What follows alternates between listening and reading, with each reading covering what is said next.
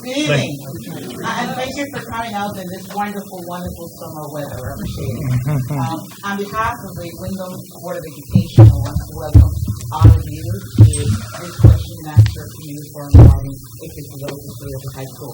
I am not going to start calling names because all of you are very important, so we want to welcome members or teachers from the town, our parents, and members of the university that are here, faculty and staff. All of you, welcome. Tonight with us we have Mr. Bob Roach, that's part of the research team, Mr. Doug Rogers, Dr. Joe Johnson, that are the researchers that conduct the study. With further ado, I want to introduce Mr. Collagen, Bob Collagen, member of the board. Paul Collagen, the chair of the Planning and Design Committee that will introduce other members that will present tonight. Thank you. I have a Bob too now. I know. Good evening, everyone. This is not a formal meeting per se. It is a presentation and community forum. It's more about people in the community coming together and having a conversation, asking some questions. We have just finished recently a formal feasibility study for the high school. Those consultants are here at the table, as Dr. Garcia pointed out. Mr. Townsley was the lead on that, and we'll begin by making a brief presentation and overview of the study. A couple of ground rules. I'm the chair of the School Planning and Design Committee, and as such, it is a working committee, which means folks come, community members, Board of Ed members, and interested parties, to work on specific problems to get to a resolution and then make a presentation and a recommendation only to the full Board of Education. That's what the subcommittees do. And we have ground rules. One of them is, if you have a cell phone, please silence it. If you have to take a call, simply get up and go out into the hallway. Also, an important one is whoever has the floor has the floor. Try not to crosstalk. Let's not have multiple conversations going on. Ask questions that are relevant. Woulda, shoulda, coulda is not relevant really for this format. We all make mistakes. We've all stumbled and bumped our toes, and we tried to do better. As a community, what we're looking for in this process is the best outcome in the education for our children and the buildings that we provide them. So, Mr. Townsley, would you like to start? Absolutely. Before he does, at some point, there may be questions that relate to how we got here, the history of the study. It's been going on for about 5 years in reality. Mrs. Lambert was the chair of the School Planning and Design Committee before me. She started this process. She has a vast amount of knowledge, so if there's a question that's relevant for her, she may pipe in. Dr. Sewell is here, also has been involved in the process and may have comments. Ms. Lynn Ide is going to recognize people on the floor. I'm going to step back, and it will start with Mr. Townsley. When he is done, if there's a question that is relevant for his colleagues, he'll direct it in that direction. So here we go. I'll have this thing. So whenever anyone has a question, I'll bring the mic to you. Would you rather I stand? It's up to you, Joe. Would you like to stand? Well, You're a moving target then. It's just a talking, it's a talking bald head back there. I want to say hello, everybody. Thank you so much for inviting us back. Quick background, I mentioned to someone coming in, this is my 51st year in public education, and this will be the last building I'll ever work in. So be kind and no, I'm just kidding. I went into education a long time ago because I thought it was the right thing to do to try to maybe make things better for kids, and it worked out. I worked in city schools, suburban schools, wealthy schools, superintendent in Simsbury for 20 years. Got called when the chef decision came down, Joe, please come in and help us with this. This is a big deal. How are we going to integrate the public schools? So I spent 14 years there. That's how I got to know Doug Rogers here. And then I retired again. I wasn't very good at retirement. I've done it 2 or 3 times. And I got this request through CREC, as I work as an independent consultant, to come and take on this project. And I'm so glad I did. And I hope what we can do this evening is confirm for you that, first of all, you've got a lot of great people in your school organization, in your town, that have been very helpful in this process by providing information when we needed it. Secondly, I thank you for coming out, because somebody has to look out for the children of the future, and that's why you're here. I had a wonderful team here. This gentleman right over here, Robert Roach from Flower Associates, has been on this project for, I don't know, years and years, I think. He represents everything we need to know about the construction side in terms of what architects do. And this gentleman right here is a senior officer in the construction division at the Capital Region Education Council. And if you're not familiar with CREC, it is an agency that services 35 towns in the greater Hartford area. I went there a number of years ago. There were 700 employees. There's almost 2,000 now. There's 9 divisions, and they do marvelous things for young people throughout the greater Hartford area.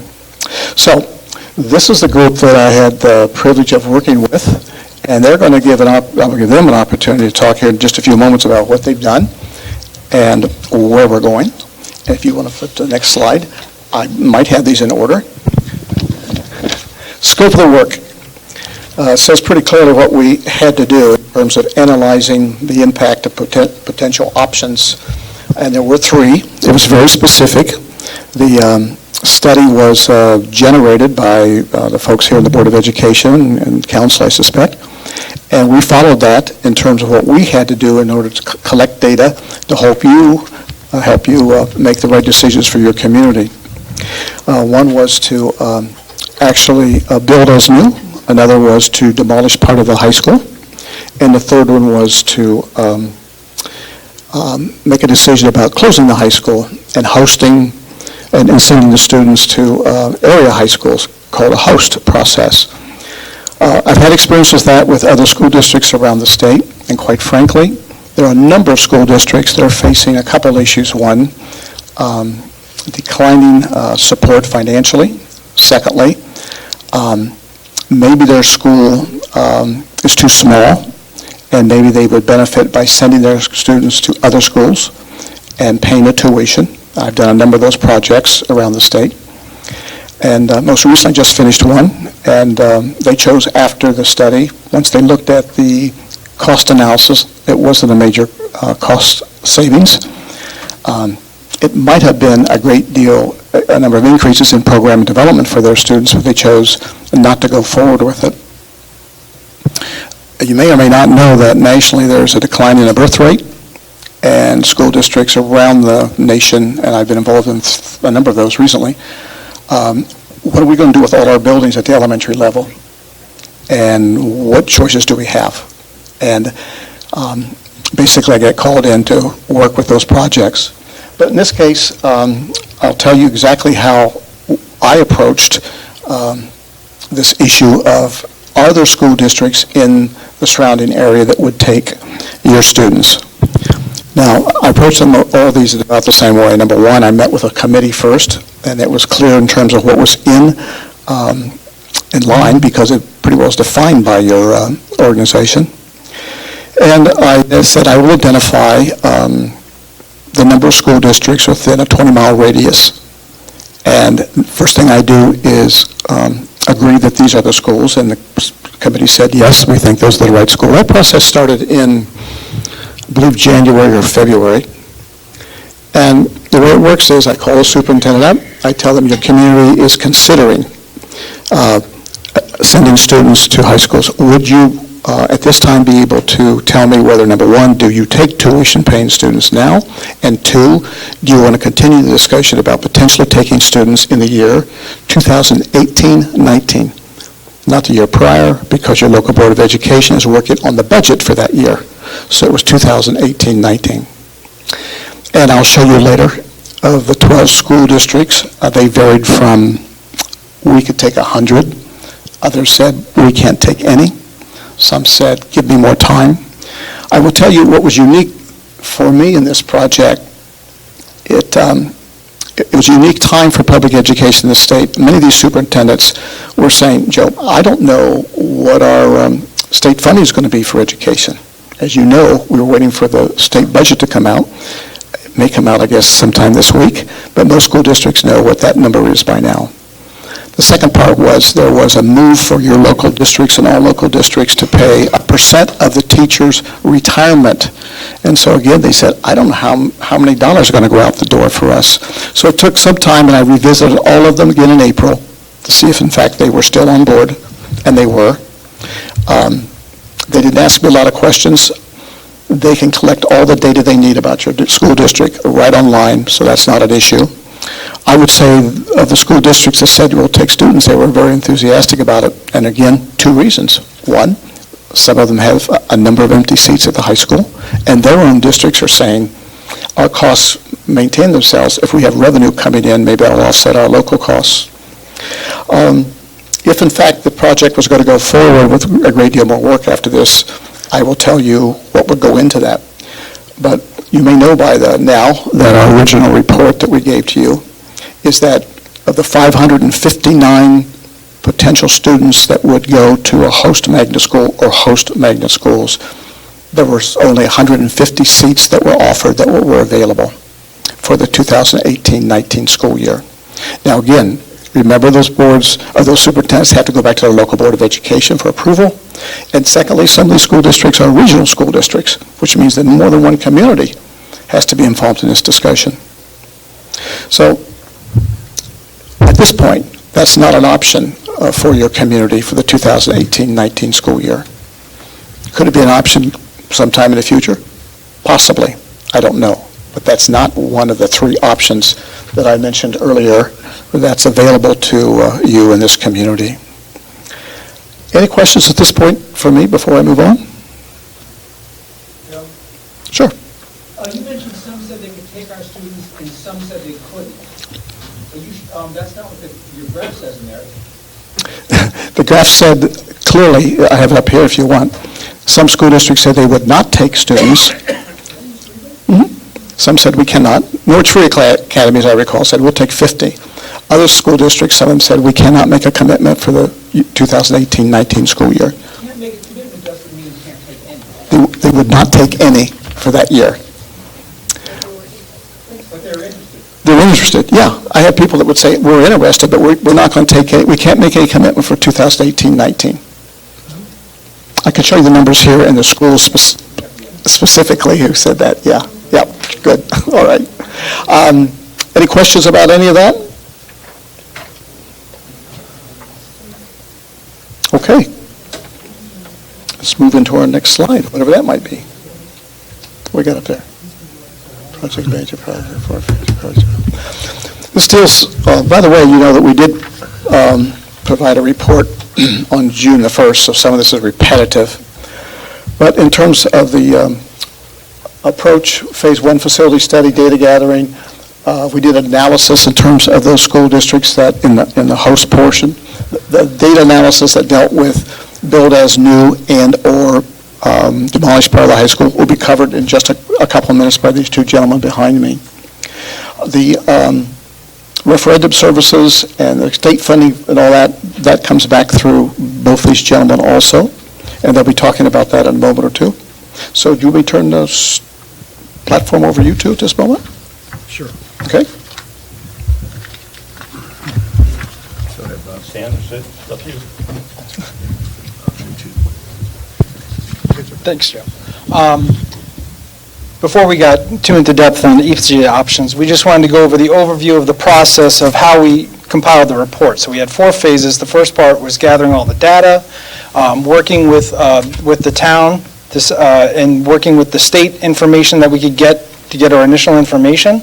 And then, Joe, in the case of looking at other schools, confirming that information as in terms of your building, your capacity, your current enrollment, and most importantly, do you have an interest in taking students?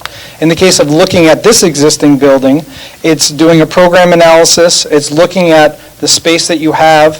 What does the state say the capacity is for the space? How many students do you currently have? Because if you're only 50% full, the state's going to say, we're taking 50% of your reimbursement and not giving it to you. So those are the kinds of things we're going to talk about in those options. And then meeting with, updating the facility that Fryer had done back in 2012, just looking at this building and what kind of condition it's in. So when we're looking at renovate like new or only using portions of the facility, we can give a little bit more depth on those options and attribute cost to those. And then meeting with all the committees and compiling all the information. And then once we have all the information, putting it together, looking at simulations of what those options would look like, and looking into tuition, transportation in the cases of the option 3, which Joe mentioned, which would be closing the high school, sending the students outward. And with all of these options, what is the cost to the town of Windham? What's the bottom line? What can you expect in state funding? What can you expect to pay, the town would have to pay and be borne by the taxpayers? And then finally, the final report, which you're talking about now, and if there's options to move on to the next steps. If you decide to move forward with one of these options, we can talk about working with the project manager, working with the state to look at final estimates and grant funding for each option. And with each option, here's the data we gathered. So option 1, renovate the high school like new. Option 2, demolish portions of the high school and then right-size the high school for the population you currently have in order to maximize your state reimbursement. And option 3, closing the high school and redistricting students outward. So we looked at some of the data sources we had, transportation data, updating the student enrollment, student placement data, getting all the district and state information, doing interviews with town staff or with other school districts, and putting it all together into a study. In the case of option 3, there was a lot more data required because if we're staying in the high school, we don't need to look at transportation costs, and we don't need to look at student placement and things of that nature. If anyone has any questions as I'm talking, please raise your hand. So the first option we're looking at was option 3, which Joe talked about. So he looked at 12 school districts within a 20-mile radius that were targeted, and they're listed here: Bacon Academy, Bolton High School, Coventry High School, E.O. Smith, Lyman Memorial, Manchester High School, Norwich Free Academy, Ram, Towland, Stafford High School, Plainfield High School, and Parish Hill. And he interviewed the superintendents that he said. He was asking, if they have tuition costs, what are they now? What is the tuition charge? Is there an interest in accepting the students, which he spoke to? And if interested, how many students could they take in the 18-19 school year? I'm just going to add a little bit to this in terms of doing a cost analysis. Transportation is really what drives the cost for hosting out your students. Let's think about it for a second. If all the high school students were able to, I'm sorry? You need to pull the mic a little closer. Is this better? The issue about doing a simulation on cost addresses a number of issues, but most importantly is the whole issue of transportation. Think about it for a second. If all the students in this high school were to go to another high school, number one, they can't. There's too many. But let's assume they could go to 3 or 4. You have to provide transportations from their homes to those locations, and now you have increased the number of buses that you need. Many of them will travel with fewer than 60 students. It will impact, it's kind of a domino effect, it will impact potentially your middle school, your elementary schools, and most importantly, there's not a school district out there, nor would you ever want this to happen, that would not offer this to you if you didn't provide a late bus, meaning when school is over, those youngsters need to be part of the entire school. And I've had one superintendent, I said, I won't take students unless there's a late bus. Now, a late bus is negotiable in terms of who pays for it, and the transportation, if you're going to 4 or 5 or more school districts, becomes significantly higher. A perfect storm would be, if you wanted to do this, all the kids could go to one high school, maybe 2 or 3, all in close proximity to each other, which reduced some of your costs. So transportation is the significant issue. If you were to go further with this, the rest of the study would include an analysis of all the programs that are available in all the various host schools, and you as a board or your community would evaluate whether in fact those programs and services will provide what you need for your community. The other issue that always pops up is the cost of special education. I like to say it's net zero. Whatever you're paying now, you'll pay in the other school district. It doesn't always work that way because the planning and placement team will meet in the host school district, which for some parents who don't have cars is an issue. Having worked with correct magnet schools for 12 or 13 years, we realized how many parents couldn't get to the magnet schools. So we opened on Albany Avenue in the Y a family center where we could offer programs there for parents and because they couldn't get elsewhere. So a tremendous amount of work and effort would go into this. If you were to approach it again, the first year you could ever approach it, in my opinion, would be fiscal year 1920. And you may or may not get the same answers that I received during this past current year. Okay, so we ran the simulations. You'll see in there it's approximately $150,000 savings if we were to go to those host schools. Quite frankly, I presented to the Board of Education, and it's available to all of you. I think a 27 or a 30-page document was research that we did on the entire topic of school closings across America and what it meant and why were they occurring and was there a benefit. And almost to every one of them, there wasn't major savings for most school districts when they did that, and they closed them for other reasons, quite frankly. And it tends to take place more in rural America. Part of the study says, what's the social and economic impact on a community? A lot of data in that research document. If you don't have it, I've got extra copies, and we'll get you extra copies.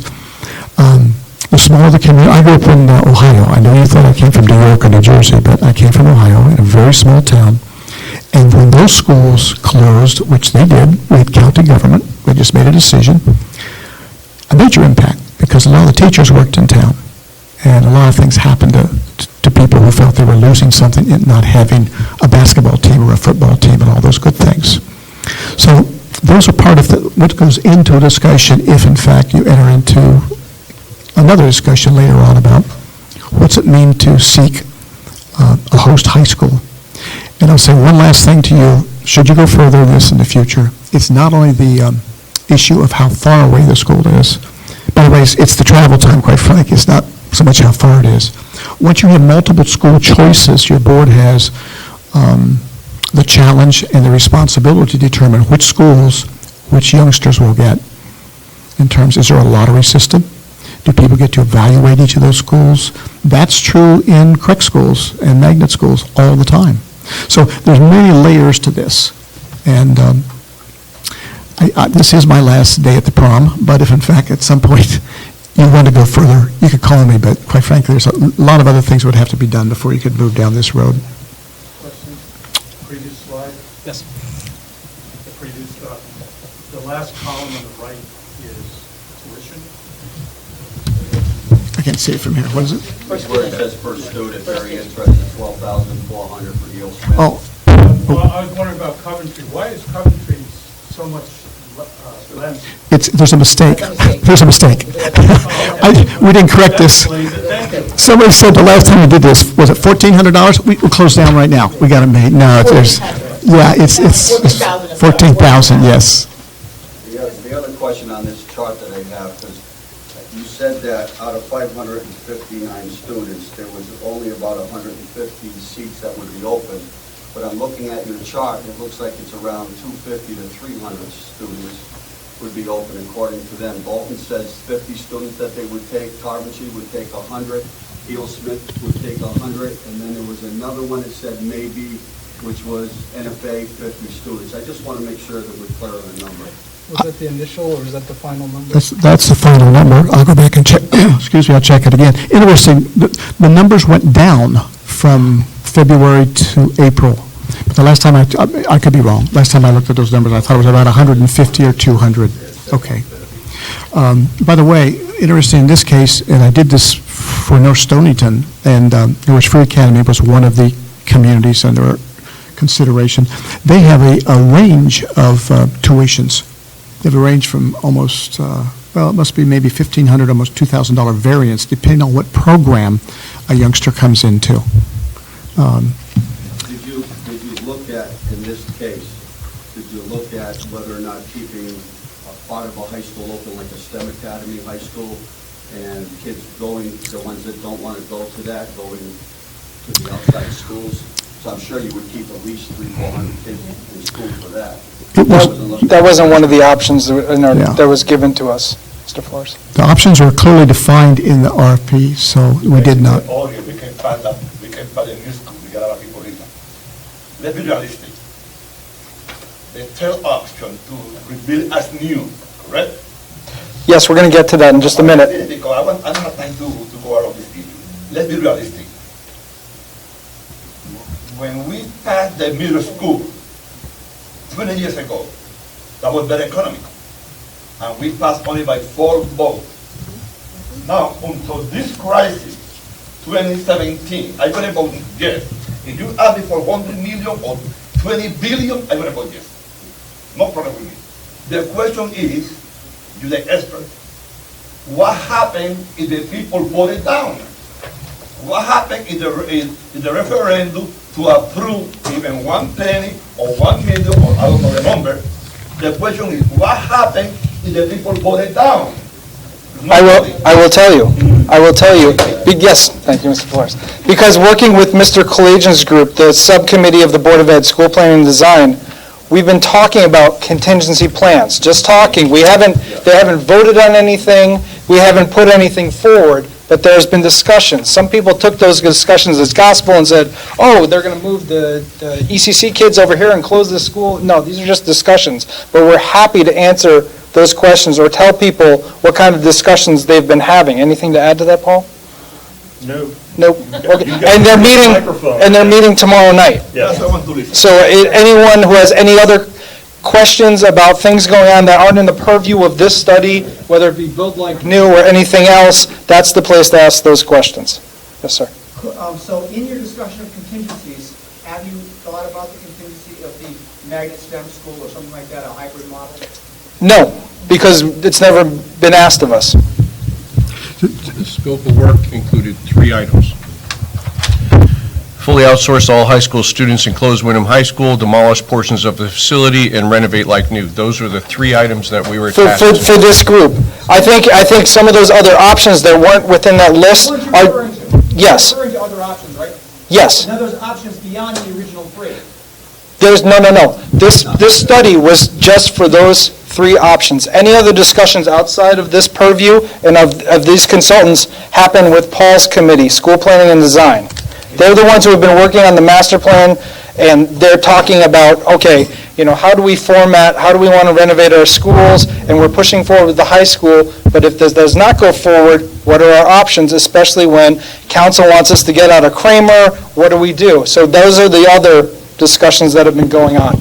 Paul, can you tell us who's on your committee so that we know? School Planning and Design Committee? Myself, Board of Ed, Tracy Lambert, myself, Just 2 of you out of the board? Dr. Sewell, are the regular seated members. Okay, there's nobody from the community at all, teachers, anybody? Oh, yeah. There's been, Nobody sits on the committee as Board of Ed members, but Tyler Griffin regularly from the Board of Finance. Right. Regularly comes to our meetings this year and gives input and listens to what we have to say and purportedly reports back to the Board of Finance to keep us all on the same page. Anyone's welcome. These meetings are open and we have completely had open dialogue in all of them. My question is from my side on the Board of Finance. I just heard what you looked at, the 2 or 3 options. The other option of looking at a STEM Academy High School, because of the one that we got on Tucky Road, and it's more regionalized for kids to come. We didn't look at that at all versus anything at this point because you weren't asked to. as a magnet, that you're asking, I don't care if it's a magnet, a high school, a STEM high school that you have. well, STEM is Regional STEM high school I was looking for. That's what our Board of Finance had asked when this committee was formed, to have that option looked at. And that's why I was here tonight, to see whether or not that option was even looked at. And I just heard you say no. Can I just interject here? Just one thing I want to point out is that there was one person in this audience who submitted written questions ahead of time, Kevin. So just on this vein, I think the relevant thing to ask right now is the second part of Kevin's 4th question, which you received ahead of tonight, which about the thought of a hybrid solution, which is a STEM magnet high school of some sort. So I think the question that people might want an answer to, if I'm hearing what people are saying, is if it wasn't considered by you because it wasn't in the official purview of the study, the second part of Kevin's question was, is this something that could be examined using your existing data? I don't know who wants to answer that. Yeah, Tracy. Kind of dovetailing on both of those questions, in the June Board of Ed meeting, either late May or early June, with graduations and stuff, it's blurred together, the Board of Ed approved ed specs, educational specifications, for a STEAM high school, science, technology, engineering, arts, and math. That is what we have purported forward to the state and to the public as what our high school is going to be. Magnet schools have been frozen, charter schools are not viable in a district like ours. Magnet schools have been frozen by the state. That is what we have put forth in the intent, from my opinion, I'm only one of 9 and I've been a member of this committee, but in the intent that the magnet school would then have a place to go. I wanted to clarify that. We approved that either late May or early June. I'm sorry the dates start to blur with graduations and stuff, but we approved that in a previous meeting already this year, that STEAM, science, technology, engineering, arts, and math, would be the purpose of this high school going forward. Mr. Brownberg, could you add that there's a moratorium on magnet schools? Right, there's a state moratorium. It is no longer a viable option to open a new magnet school. New London got the bulk of those. Thank you. They got every magnet possible in the state. To answer your question, Tom, the process in school planning and design and answering and looking at options, as Kevin was pointing out, magnet regionalization, those were all examined in depth. And the reason they were put aside, we would love to be able to create a magnet STEAM in this town and draw from the surrounding communities, but we explored that option and were flatly denied by the state. We're flatly denied. You cannot do that. We will not fund it. We won't be involved. We couldn't do it. So, as Mrs. Lambert pointed out, the recommendation of the committee was a STEAM school that programmatically, STEM and arts in one building. Calling it an academy is just a nicety of verbiage. It will be a traditional single administration high school with a programming bias of science, technology, and the arts. But I guess the question is, Paul, if that's where you're going, for me is, what's the cost of redoing the school? What's it building new on a property that you have here? Building a brand new building. On the property that you Okay. have here, what's the reimbursement? We'll ask those questions, absolutely. Okay, or you give that to them. If the kids don't want to come to a STEM high school, the way that you're producing it, where's the options for our kids to go if they don't want to do that type of high school? Is it just D.O. Smith at this particular point to go to the BOAG? Right, because traditionally it was high school, trade school, or go to work. Right? And some of our students go to magnet schools and charter schools out of district. North Valley Middle College. Okay. So, have at it. Should I continue with the presentation, or should we move on to other things? Wait, Mr. White has asked a specific question, so if you could approach that. Build a brand new building on this site. What would we get in return for that from the state? Yeah, I know. Tonight's meeting was supposed to be about. Tonight's meeting was supposed to be about the feasibility study. That's not fair to Bob. Wait. Mrs. Lambert, please. This meeting was to encourage the community to come together and ask questions. Our consultants were going to do an overview, absolutely. But they have combined experience which can answer general questions from the community. There are a lot of in-between questions people have, and Mr. White's question is one of those. So the consultants were made sensitive to that need tonight.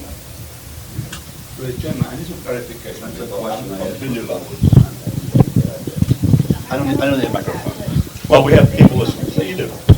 Okay, thank you. By accident, I'm in the town council. And in the last meeting, we vote, help me out, Honorable, we vote, Charlie, help me out if I'm wrong, we vote to send application to the state to ask for grant money to build a new school or to rebuild it, correct? Now, that is an option that we vote. Maybe Dr. Garcia, help me out, what I vote for? To renovate as new. Okay, thank you. Thank you, Honorable Garcia. But now, what you explain to me, State 1 and 2, when the town council already voted for State 3? That's my question. Okay, let me answer. That's my question.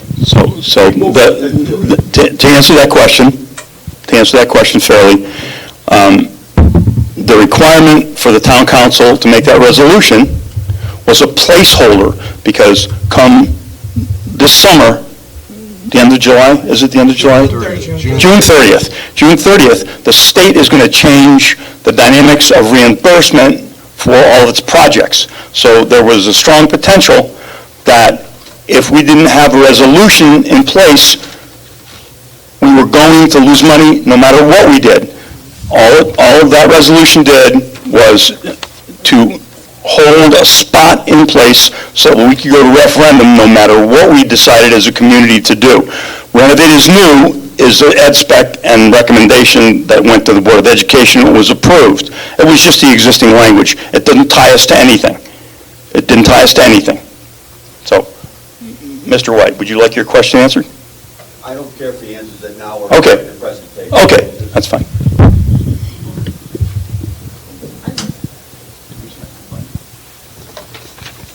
Just in the interest of process, I think that there are a number of people who have read through the study before tonight and understand it fairly well, but there also are a number of people sitting around who may not have, which I'm seeing heads nodding. So in the interest of inclusion, would people mind terribly if we let them finish the report, but speed it up a little, okay? It doesn't need to be as slow as it is right now.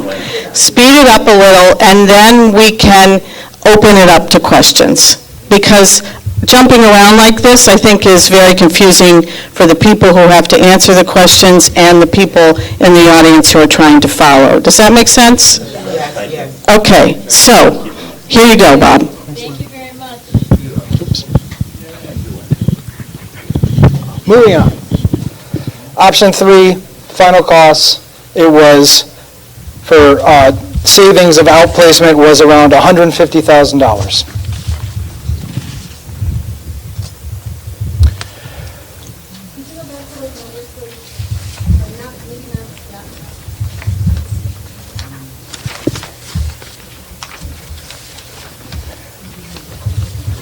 Questions on the numbers? You want explanation?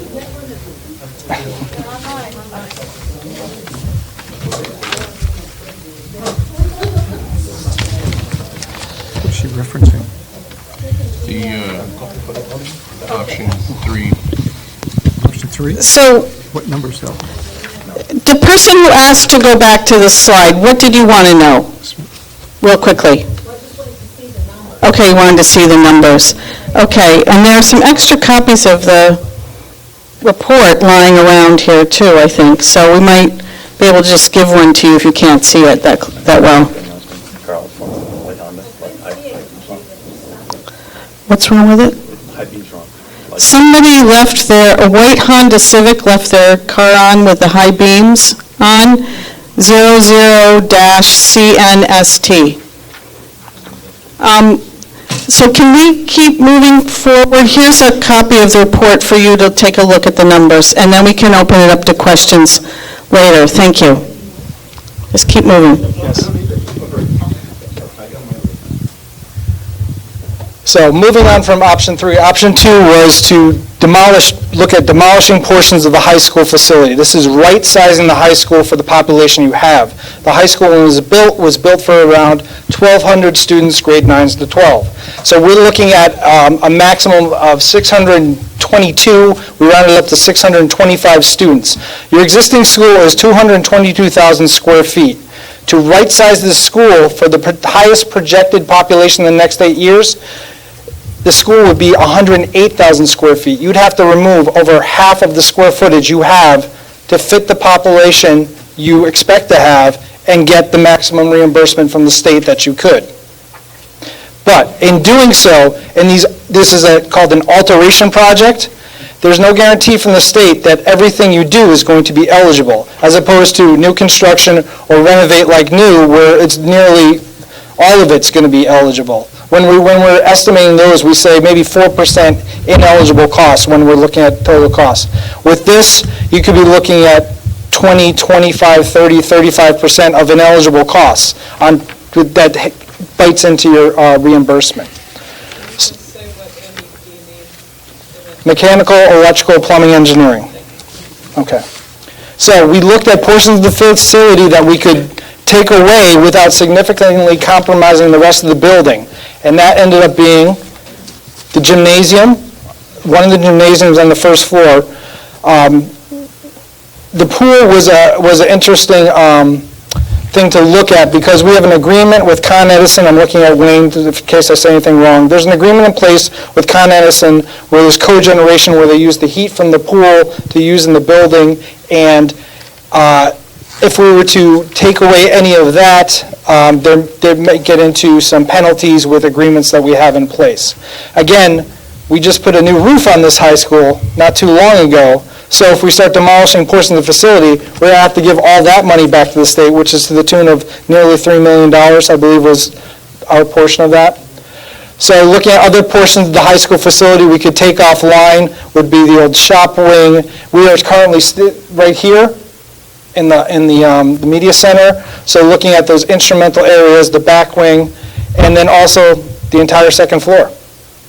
If we're trying to get rid of that much square footage, those are the kinds of things we're looking at in making alterations to this building. It's kind of counterintuitive. It's tough. But we did look at it and we did run some numbers. The other option is to renovate this entire building like new. Again, your population is about half of what you need, so how do we fill up the school to get more uses in here and try and bump up our reimbursement from the state? So that's where we were looking at bringing in a Leakey's group with early childhood, bringing over the Board of Education. We have to get out of the Kramer building. We've got excess square footage here. Why not bring them in?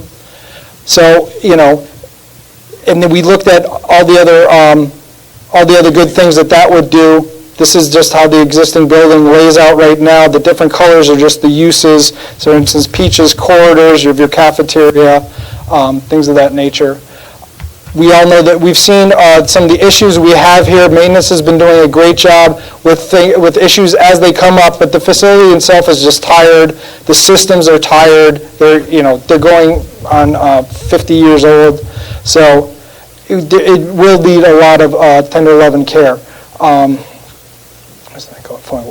So what we were looking at with the building itself, here again on the first floor, this being the media center, looking at taking a portion for early childhood where they could have their own access to separate them from the rest of the uses of the building so they would come in and out. They would have a protected area for a play space in the back, and then looking at other areas for the Board of Education with also some other uses for the buildings and grounds and giving them a little metal building off to the side here so they could have their facilities on one end of the building as well.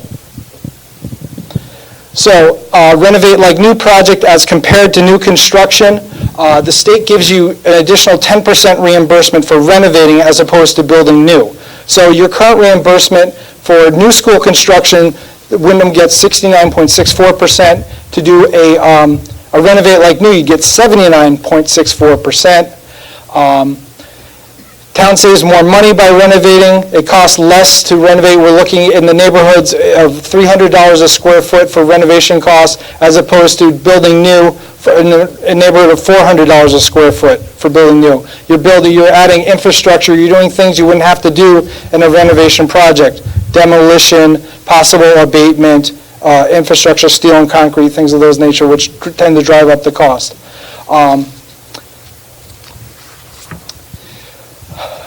So again, if you were to build new, you build it for the maximum of 622 students.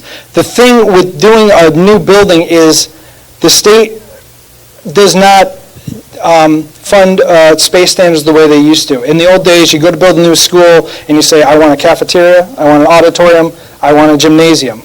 And now the state says, pick two of any of those three. You want to do a pool? You're paying for that yourself, for the most part.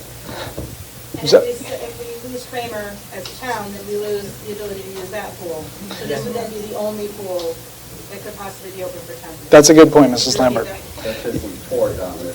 Yes, if, You could leave that open though, so. right. You can't keep the pool without the cogen. The cogen's part of the building. So the talk was if the whole Kramer block property is vacated and that pool goes away, this, you still have the pool at the high school that we want to use.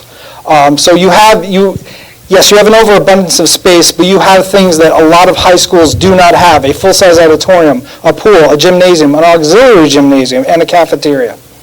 Yes, sir. You talk about three uses for the school, the high school, the preschool, and the Board of Ed. Does that 79.64% count for all three of those spaces? No. They're looked at a little differently. 79.64 is the renovation for the high school portion of it. The Board of Ed gets half of that funding, gets half of the reimbursement. Say 40% round numbers. Yes, we'll say that in round numbers. And Aliki's group, early childhood, they get a 10% bonus, so they're up at 89%. So the bulk of the square footage is getting the 79%. Aliki's group is say, 30,000 square feet, they're getting 89, and the Board of Ed is about 22,000 square feet, so they're getting like 40% So roughly. based on that, did you calculate what the cost to the taxpayers would be? Yes, we have those numbers. And that's coming up. Yes. So again, these are all the great things we're going to do when we renovate like new. We're going to make it green and friendly and renewable, and we can talk about that at another time. So based on everything we discussed tonight, as you've seen in the report, looking at these three options that were in our charge, we are recommending option one, which is to renovate the building like new. For cost reasons, for reimbursement reasons, and for just logical reasons, we didn't think to tear away this building, option two, to right-size it for the population was a smart move. You're going to get into so many other things when you're trying to take apart systems or just reface areas where you've torn out portions of the building. And with option three, Mr. Townsley, anything to add on option three, why we didn't think we had talked about all that previously, that there wasn't a lot of host districts who were interested at this point in time. So option one, lower estimated cost to the taxpayers. We think it makes best use of the money. Also, and if we were to get out of the Kramer building, we would save, just on that alone, about over $250,000 a year in maintenance and energy costs and custodial costs. Yes, I'm done with that portion of it. Okay. So just to backtrack 1 second, there may be some people in the room who don't understand the issue related to the Kramer building, and I just want to make clear that the town of Windham has sent a letter to the Board of Education informing them that they need to vacate that building, which houses the Board of Education right now and the pre-K programs that are run by the town Board of Education. So that's why, one of the reasons why that issue has been thought about, okay? We're going to open it up to questions, and yes. I thought the way the format was, we're going to do the council and Board of Finance. Oh, yes, right. Thank you for reminding me, yes. Okay, so we're going to open it up to questions now from members of the Board of Finance and the Town Council, which are the other bodies that are going to have to consider this, along with whatever the Board of Ed presents to us. And so I'm going to ask James Flores first. Go ahead. Quick question. Who had the final say for the option? What board? Who had the final say? Who had the final say? Who has the final say on the options? Oh, Who had the final answer? who had the final say on the recommendation that was made? The three options. Of the three options? Yes. Oh, who wrote the request for proposals? That's not the question. The question I think James is asking you is who made the vote and recommended that we go with the option 1 to the board? No, he's not asking that, okay? Let me go back. Simple question. Who made the final decision? Option 1, 2, or 3? Who decided that? What board? Okay, can people please, the first question that's being asked is, who made the final decision about what the 3 options that were considered in the study are, correct? Okay, who would like to answer that? Dr. Garcia. They gave me the tough question. Just to clarify, it's the purview of the Board of Education to select option 1, 2, and 3. Part of the process is that the team have given the Board of Education a recommendation based on their study of option 1, 2, and 3. It's now the job of the Board of Education to look at that information and make a selection and a recommendation to the board. Chipton. No. There's 2 different questions. The RFQ written is one question. Dígame su pregunta en español. Even in Spanish and English, the question very simple. You got 3 options. Repítelo en español.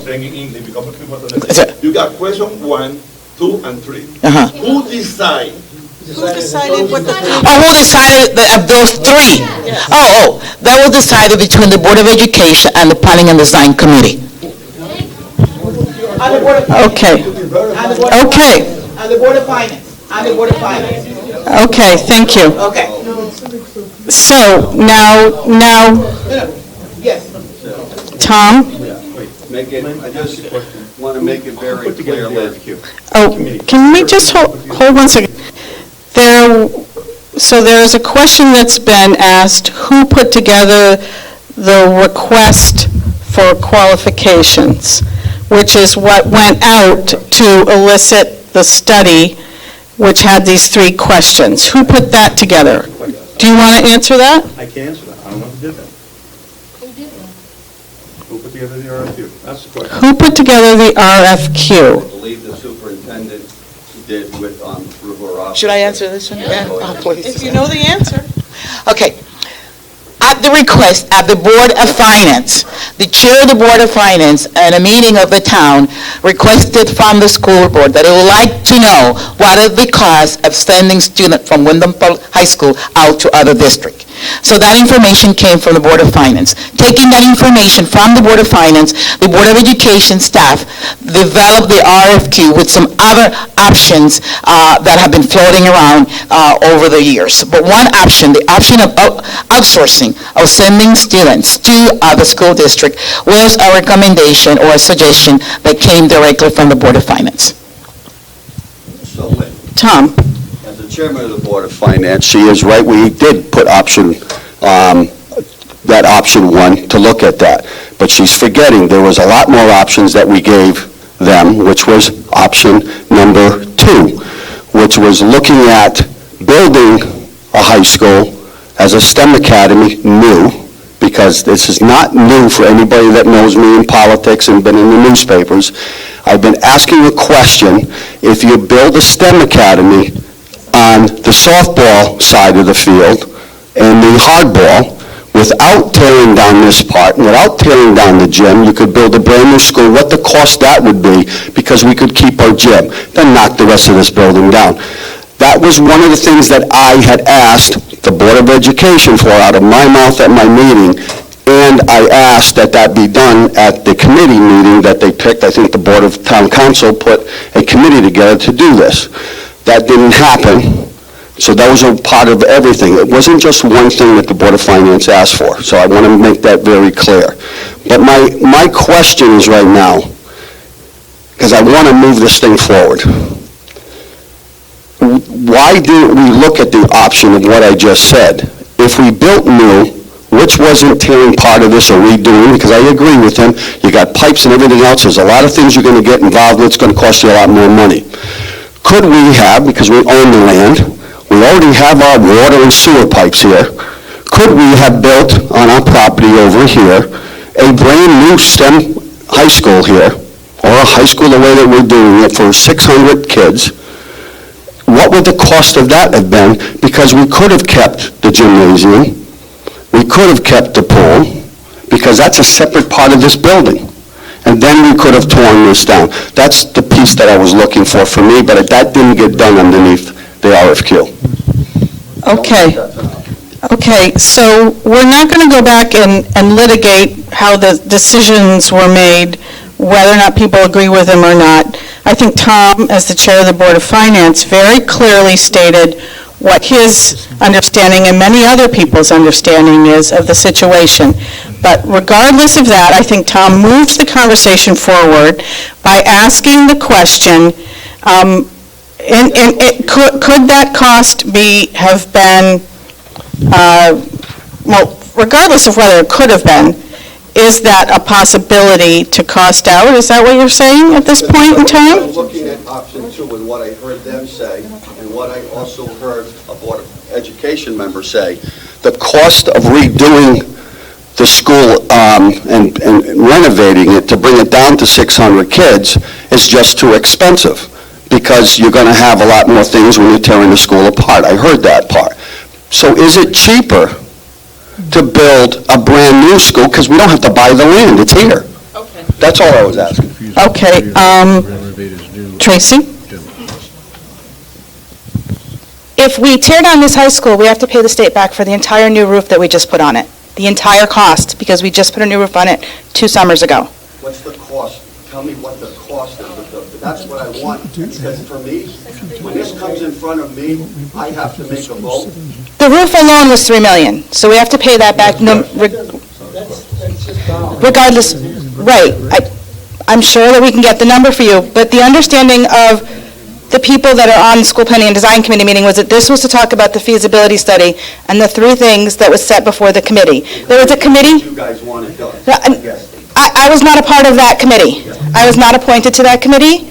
I was told that that was what they were set forth to do, and that's what they did. That's what I was told this tonight would be about. We can have another forum and talk about numbers, and I think we should. And I think if we talk after this meeting, and leading up to tomorrow night's meeting with School Planning and Design, I think if we agree upon what kind of scope you're looking at. Are you looking at the same size building, or are you looking at a smaller building? I can run some quick numbers, and we can discuss that tomorrow night at that meeting.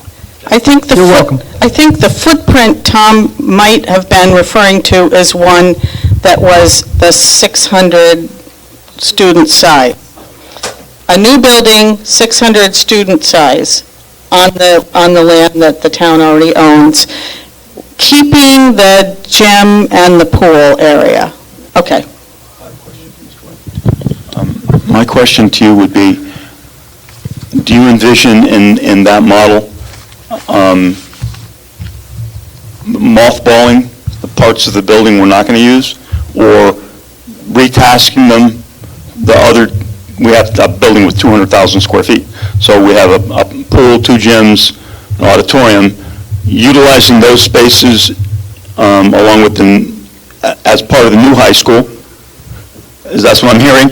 But what about the remaining space? Well, I think I was very clear. Keep the pool, the gymnasium down there, because that's a separate building, because you got a hallway that holds that off. And the rest, if you built new over there, you put an auditorium in, all of this here is gone. And put your ball fields back up here. So I would like to know what that would be, but I get it, that's for tomorrow night, but all I'm saying to you is, you guys got to have to look at every option out there, because the taxpayer wants to know what's the best way for them to go and what the best cost is for them to go. Okay. So I just wanted clarity. I simply wanted clarity about your idea. So we would have to create an infrastructure to support those spaces we keep, just heat, air condition, and the like. Okay, so that's an engineering component of it, and then the demo costs for the rest of the building. Okay, that's fine. Murph, do you have something clarifying to add to that? Well, if we were to do that, we also have the town's requirement to abandon the Kramer building, which means that we would also have to add on the cost of moving the preschool program somewhere, and moving the Board of Education offices somewhere. And the numbers that have been reported in the paper for doing those two things are less than it would cost to do those independently, because when you make that part of a integrated project in a single building, you get some economies from doing that, I think. Whereas if you did them as two separate additional projects, they're probably going to cost more than the numbers that have been reported in the paper. But we would have to consider those costs in addition. Okay, is there anybody else who hasn't asked a question who would like to ask a question? Bernie, why don't you come up a little closer? And then I'll go to Tom. Come on up a little closer because there's a camera here. Okay. Every day that goes by, something else is going to change. Right now, we're looking at tearing down the theater where the senior center was going to go. If you're talking about regionalization, and it's not going to happen with the people outside of us, because I'll tell you the truth, I talk to a lot of people in this town. People outside of this town don't want people from this town mixing in with them. That's it. They won't come out and say it, but it's true. They want to be left alone. They want their own little kingdoms, and they don't want to play that game. We need to survive ourselves. We need to regionalize within ourselves. We need to change the plans, the way the Board of Ed handles things, and the way the state tells the Board of Ed to handle things. Regionalize within the town. This is a town building, okay? We, the town people, dictate that. It should be that way. And we shouldn't have extra workforces. This building should be taken care of by a workforce that is combined in the town. No separate cutting of the grass by the guys from the Board of Ed. But I'm just saying, we need to take the money that we're going to get for the senior center and possibly move it into this and tell the state, shove it up your butt, because, you know, we're talking saving money. In the end, we probably will save a lot of money if we combine everything. You're talking extra space, mothballing and stuff. Let's put it together. Let's sit down, talk it out, and let's have a complex that's going to work together for the town. And you got a heat plant that's going to take care of all these buildings. You design it the right way. You got a big gas line coming in here. So let's think outside the box, everybody says. And we're not going to regionalize outside. They don't want us. Okay? So let's regionalize. Let's get everything together here and save some money. This is our one chance. This is a big sucker, and let's make the most of it, okay? And think about it. I mean, there's a lot of things that won't work, but, you're not going to get 100%. So let's save some money, sit down and talk about it, and put the arguments aside. But the whole idea is, people, some of the ways that the state has forced you to run this place are stupid, and we need to do it ourselves and do it the right way. Okay, so I think what Bernie is putting on the table is a bigger question about stewardship of town resources, and there's a lot of talk being done at the town level about consolidation, for example, between the Board of Ed and the town on the finance functions, but there are talks about taking that further down the road, and that's a longer, bigger discussion. But that's a very interesting point to put on the table. I don't think we need to address it more this evening, though. But you're putting a challenge out to the town's elected leaders. Tom. Thank you. I don't know who could answer this question, but in the presentation, there was discussion if we were building a pool, if we do the renovation, does that keep the gym and pool, or does it create a situation with the state where it's the exclusive use of for the school, for the pool? Because presently, it's kind of a town pool. They have Special Olympics here. There's other uses outside of the school population that use that. Right, Tom. I think there would have to be an agreement about what happens during school hours versus non-school hours. With the new state security standards that came into effect after Newtown, there's a lot of recommendations, and there's a few you must do A, B, and C.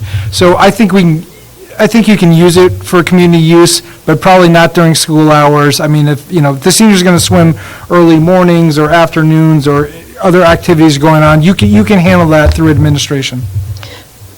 Tom, you have one more? I'm sorry, I didn't know you had another question. Go ahead. Here, take the mic.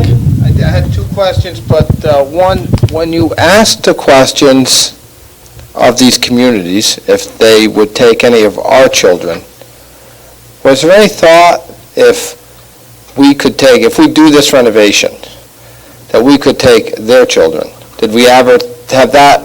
We might send some of our children to their schools, some of their children for more regional opportunities. And the last question is just a lot of, no, the last question, third question was, everyone back here, I was unable, and I did call Park Collision when I couldn't make the last meeting. How do we get this nice bound copy of this report without downloading it online and having this, so, when you're sitting, talking to your wife, you can read it? I mean, when you're reading it. Okay, so, yes. We can make copies, and how would people get them if they wanted them? We'll mail them out. But they need to request it from? Make a request to central office and we'll get them to them, certainly. Okay. But you had a question about More or less sending children. yeah, the question about the option of us being a receiving school. That was not a charge to this group, and therefore it was not asked of any of those, but it may be something in the future you want to think about. Is it something that's an option, though, for school to explore? Well, there's two ways of answering the question. One, would you be a school district that's taking tuition-paying students? And quite frankly, then we'll go back to how many square feet you get, and I don't think the state's going to reimburse you to expand the school, therefore to charge others. And the other was, will you be looking at this building or some other building as a regional school? Therefore, that would be a combination of two boards or more talking about creating that and where it's located. But that was not the charge that we had.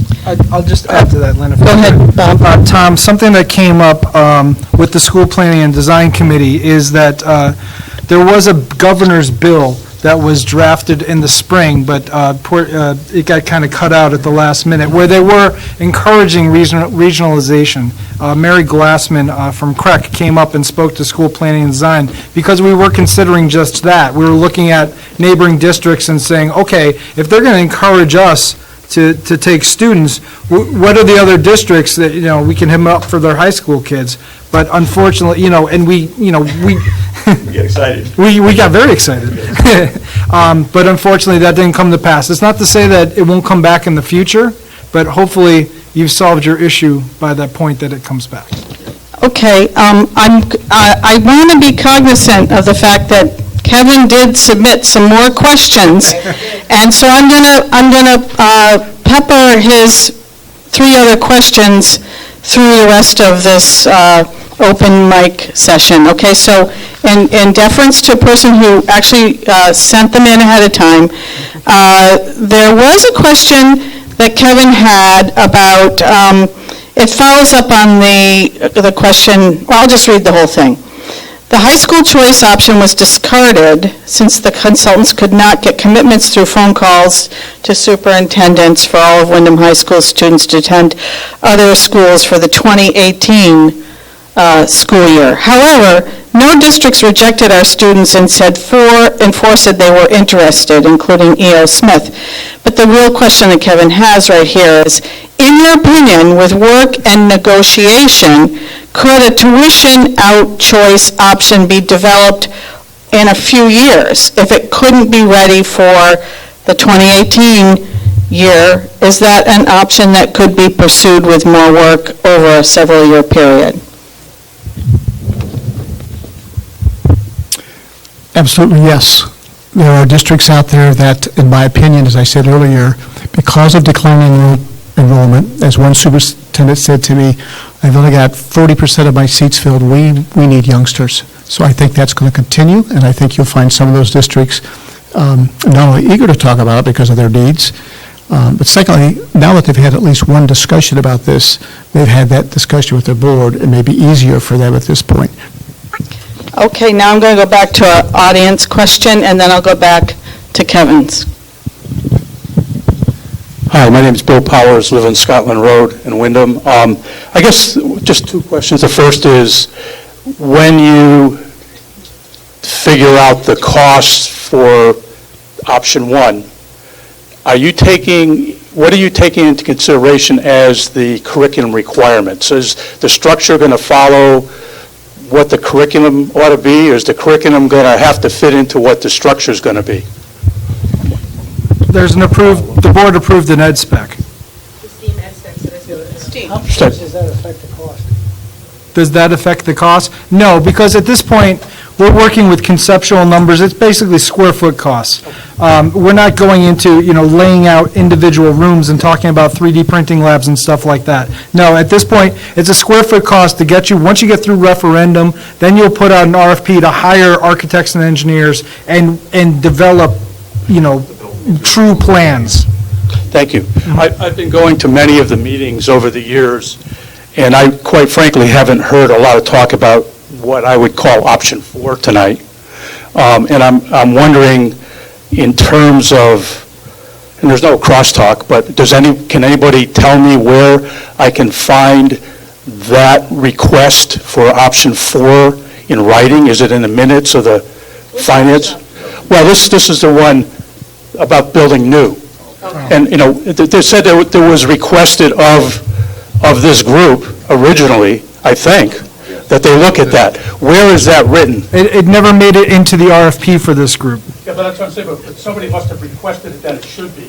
And I'd like to know who, I can't crosstalk, sorry. The Board of Finance made that request. It would probably be in the minutes of one of the meetings. Well, I have looked and I didn't see it. Okay, well, we'll try to get to... I was looking for something else, but I haven't seen it. If somebody could tell me the date of... Tom might be able to help you with that after the meeting, okay? Thank you. Does that make sense? Yeah.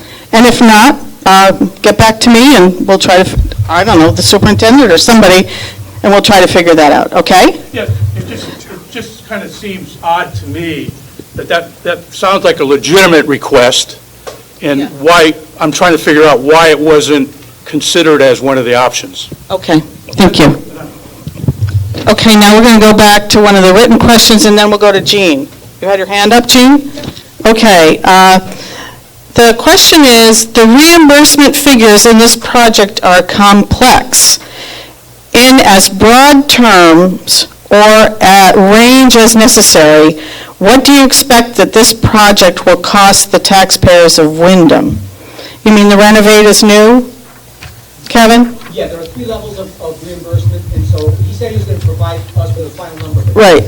Is there a final number when you take into account all 3 of the different reimbursement rates for the different projects? I can probably, if you give me a minute, if you go to the next question. Okay. I'll find it on the slide. He's going to try to find it, and we'll get back to it next. So Jean, you're up next.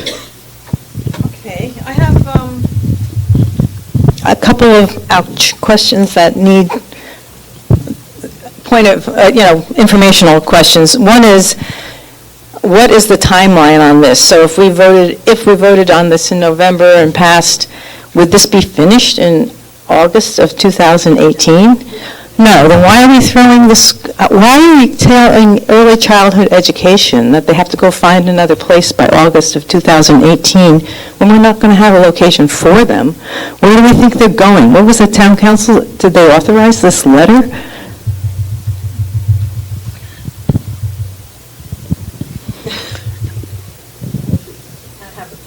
My answer to that as a member of the town council and the committee that discussed we discussed it, but we did not ever take a vote to authorize the letter being sent. Oh, Jean, do you have an answer, Bob?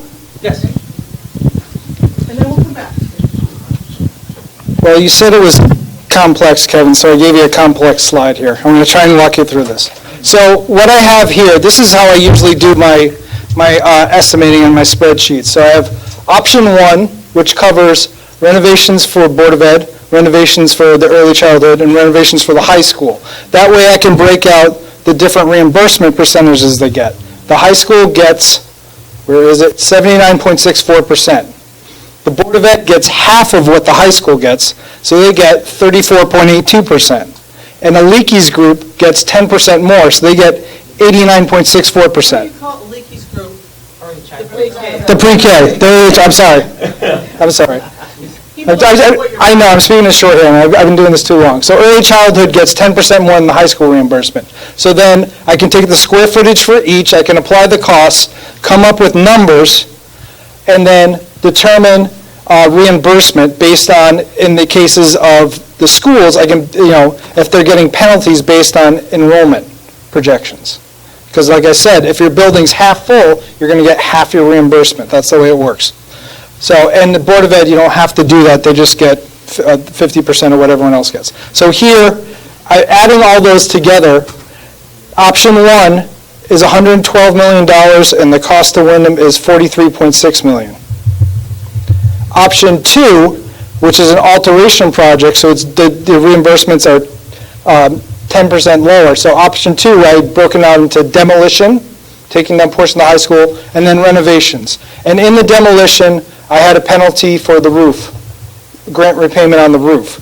So with the option 2, the overall project costs were less. It was $97.6 million, but the town's portion of that is $55.7 million. So the town's portion is higher. $43.6 million that the town would have to pay versus $55.7 million. So your numbers have changed from the published numbers.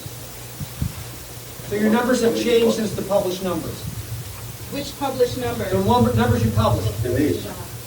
In the report. Okay, I'll have to see a copy of the report. Is this, This is the sheet that was in there. Is this a different page that you're is this an updated page of the report? Just give me the page number and I'll take a look at it. Yeah, what page number is this? Shouldn't have been anything changed. It should be the exact same thing from the report. 16. These numbers are all different. 16. Okay, here's page 16. You want to put it on it's not the same numbers. Okay, so there's a discrepancy. $40 million versus $39.3 million. Yeah. They're very similar. Yes, they're very similar. Why are those numbers different? So there's a question for people who may not hear what Kevin's asking is why is their numbers different? this was April, I think this is more updated, this one you did it much more updated. If I may, Date on it. on the high school renovation one, do you have on the demolition, do you have paying back the roof? Yes. There you go. In this one. Oh, yeah. It's not in this one. It's not in this one, that's the difference. That doesn't account for the... No, it doesn't account, no, Kevin's right, it doesn't account for everything, but let me take a look at this and I'll get back to you. Okay, so so this is a community discussion. People are raising questions. There's been a very observant question made about the report that some people have taken the time to read through before this evening and understand, and a difference between what's presented up here, and we'll try to get to the bottom of that, okay? Jean, you had I'm back to you, correct? Yeah. Okay. Theoretically, yeah, unless somebody else. Actually, this is very related to my other question. So I'm hearing tonight that we were eligible for 79.9% reimbursement, which is what we've always thought. And then I read in the paper that we're actually getting reimbursed at 56.6. And I think what I just heard is it's because we're not filling the whole school. Is that correct? So we aren't getting an 80% reimbursement. We're only getting reimbursed at 56.6 for the renovation. That's only the high school. If we don't fill the whole high school. Right, we're not going to fill the whole high school. We might have to abandon the second floor anyway, as it turns out, because you don't have the students to fill the whole high school. Just one more? Yeah, this is just my comment now, okay? So I was curious about those numbers. When I started reading the report, my first thought, and I didn't get too far, I got to the statement of the problem and the methodology, which is what Tom is bringing up. I would have asked the question, shouldn't we be asking about the quality of the education for our Windham students? That seems to be the most important thing, and none of this is important. Like James, I would pay a lot of money for quality education. People are sending their kids out of town. We are not doing anything to improve the quality of the education here that I can see, and it's a shame. I've advocated for the school for many years, but I just know so many people who have moved out of town, so many people who have sent their kids out of town. I think what we're seeing is the state and the federal government have been saying for years, if the school is failing, we're not paying for it, and we're not paying for this school. And I think that's the writing on the wall.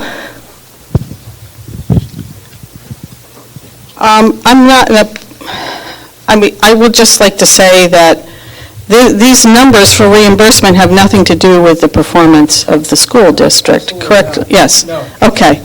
The question then, what you could ask was, even if we spent all this money, that bring our children... Well, that is, well, you're asking it one way.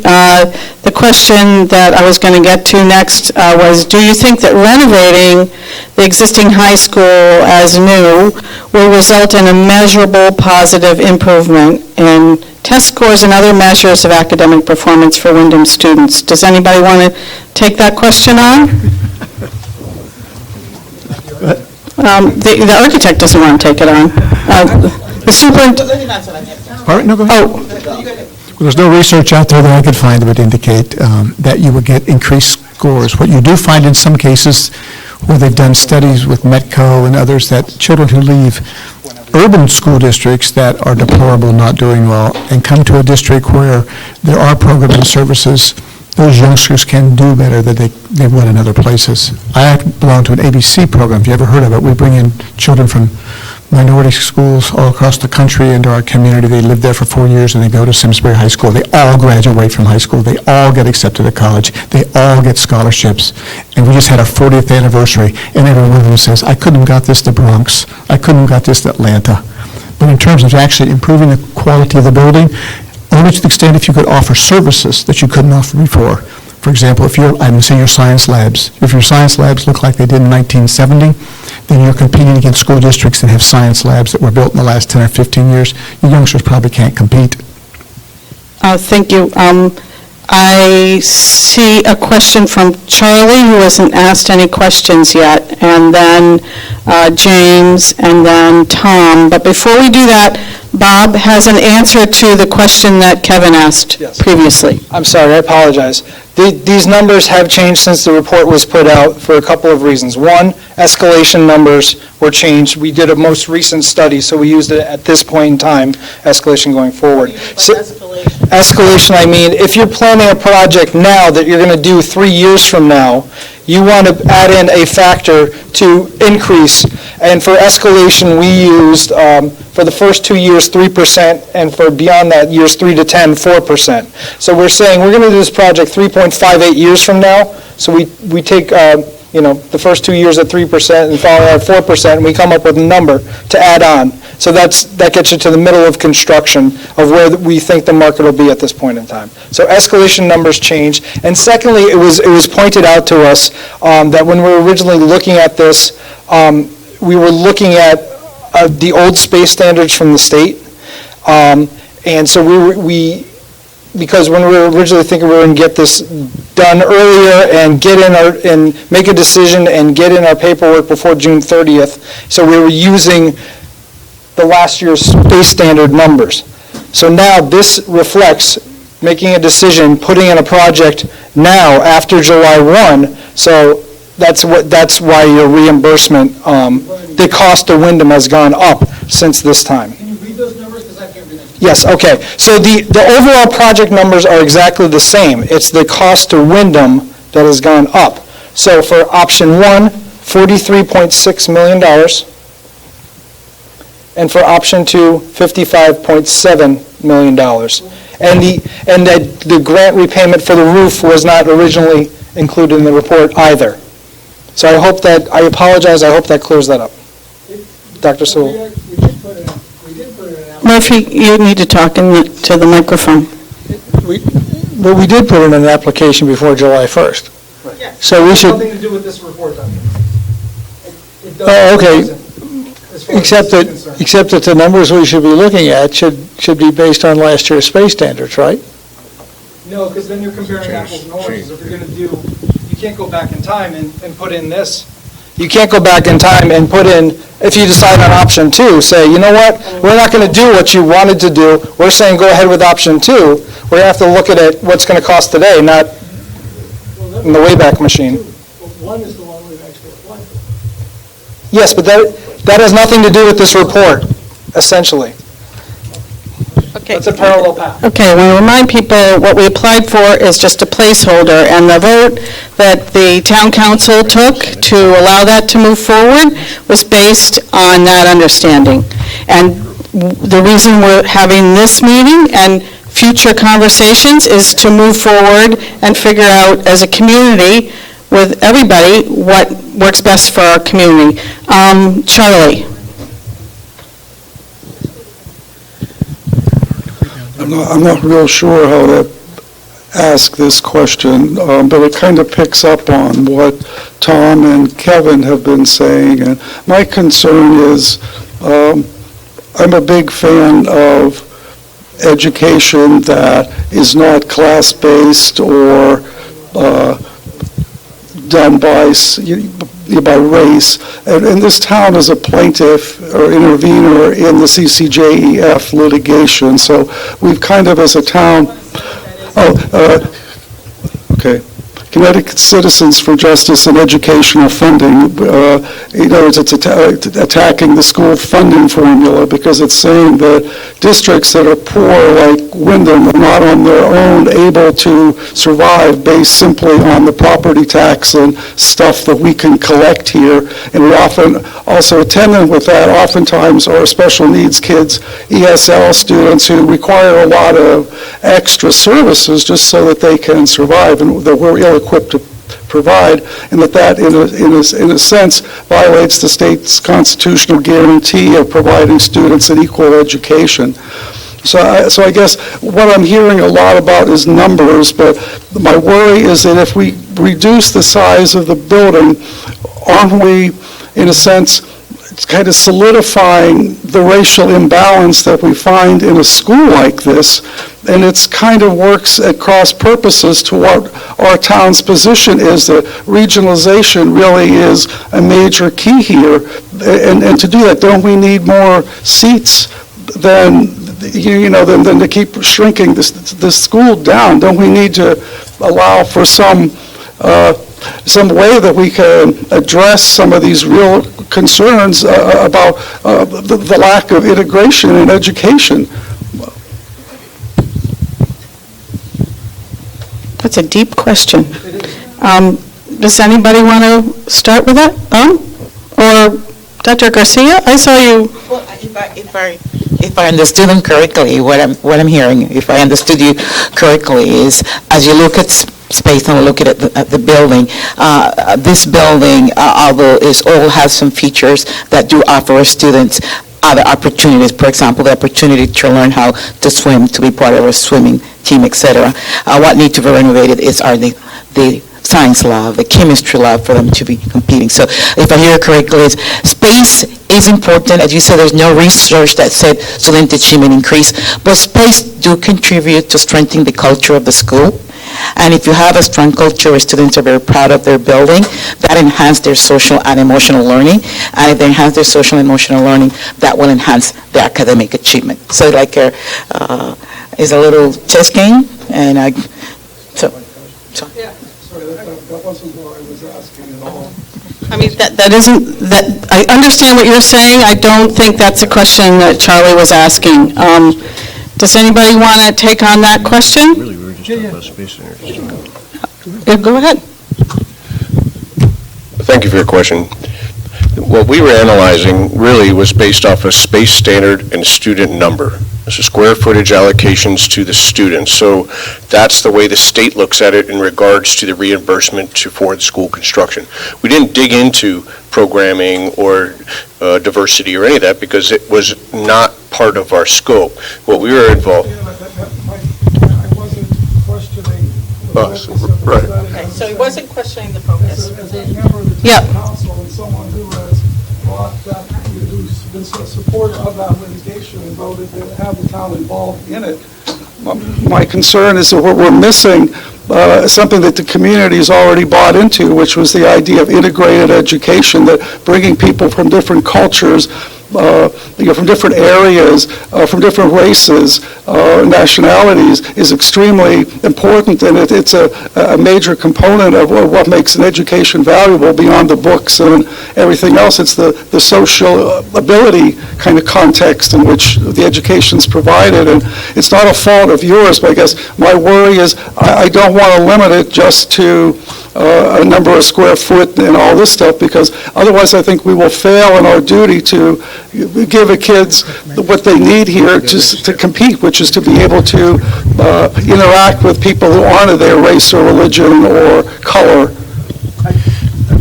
I see that. Tracy, did you want to say something? Yeah.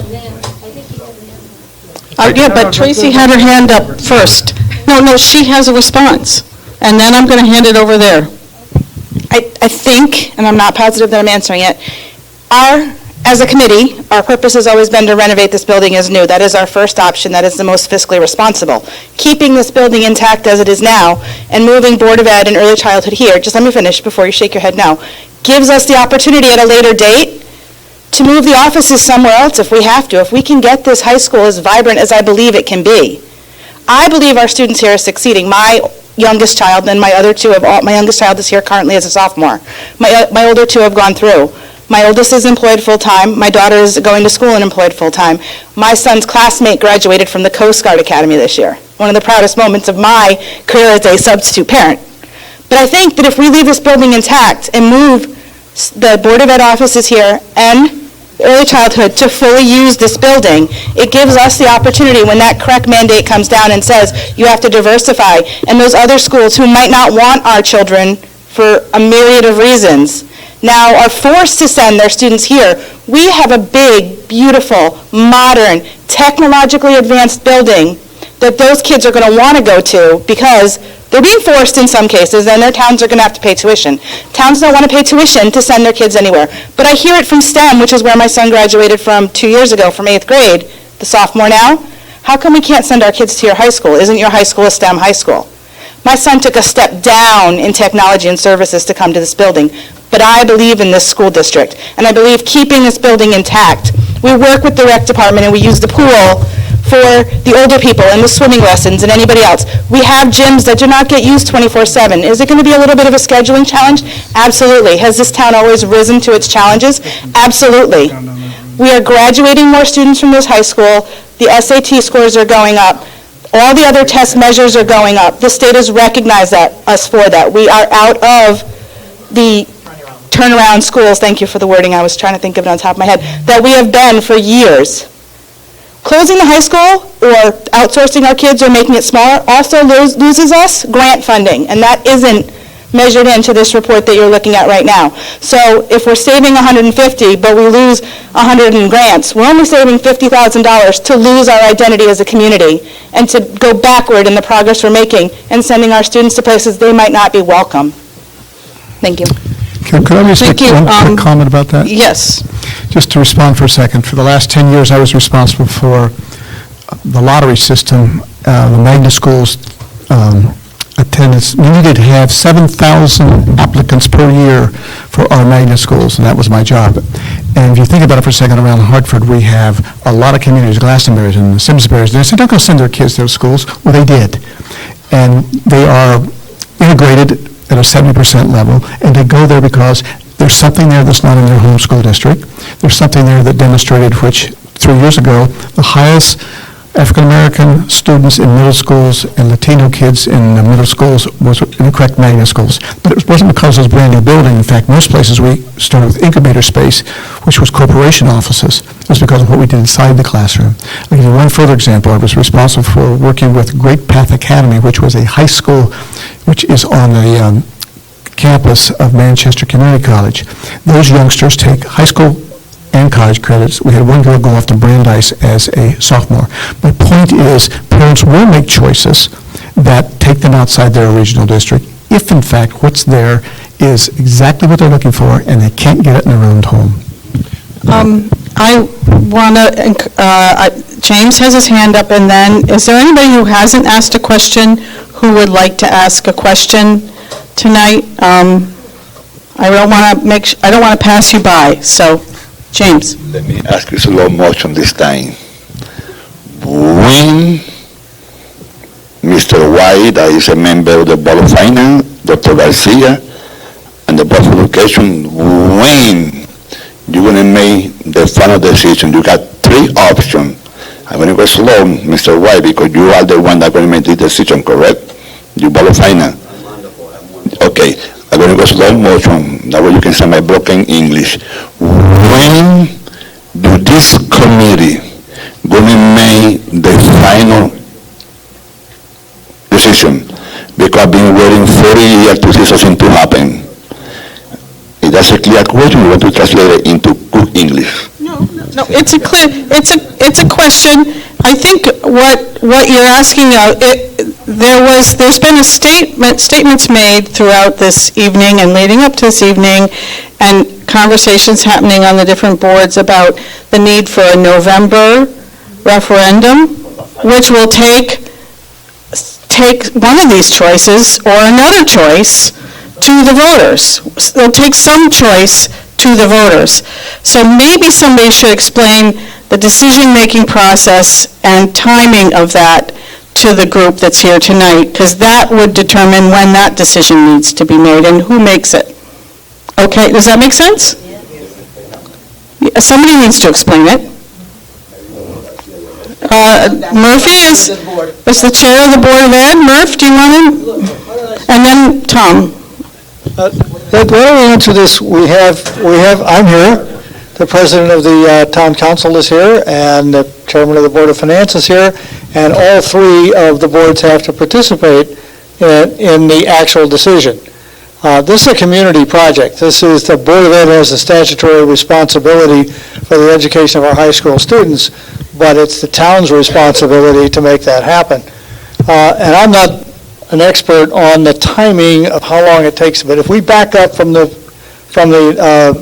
November election date, the Board of Finance has to act on setting a referendum date, correct?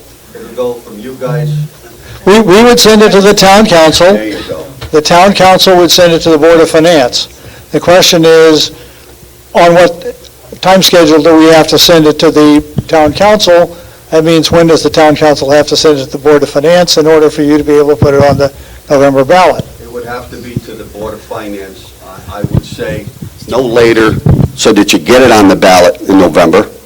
I would say you'd have to have it to us, because you have to have it published and everything else by no later than the third week, which is our meeting in September. That would be the latest, unless I call a special meeting. Never done it. Okay, so, but the question... The Board of Finance by the third week. The board has to get the Board of Finance by the third week of September, all right? It has to come to you from the town council, correct? So it's got to go to them before me. So it has to go to the town council. I just think that the most important concept to come to the town council, the most important concept to come to the town council, because we meet quite often. We don't go on summer vacation like the Board of Finance. But you know, we meet, we could put on the agenda on our regular scheduled meeting, but the most important thing is to have extremely accurate numbers, not to find growing numbers or shrinking numbers, whatever it is. I think that's going to sell this project to the community, is having accurate numbers. And I think what Tracy said earlier was true, is, you know, having a high school, small or large, having the opportunity to grow. I think Parish Hill will come here someday, because they're going to have to do something. And their population, because is shrinking. We're building with 600. We're not going to have 600 in 10 years from now, because we're all having less kids, so there won't be 600 here, there'll be less. So I think this is something we need to just move forward quick. But I want to get back to James's question, is when the decision will be made about what that proposal is that will be brought to the town council and the Board of Finance. You have a clarification? That's not the question you're asking? It's a question, but you answered too fast. Oh, we answered, or I answered too fast? Everybody. Now, if we approve option 1 to the district, it's not our business, town council. If you're going to send kids to other town, we don't get involved. We, the town council, we get involved only in rebuild or build a school. Now, you sound like you already approved option 3 or 2. Now, the question is, that's what they say. They talk about a member. I don't want to have a member, because maybe this committee is going to pick option 1 to the district. If that's the case, we have no say.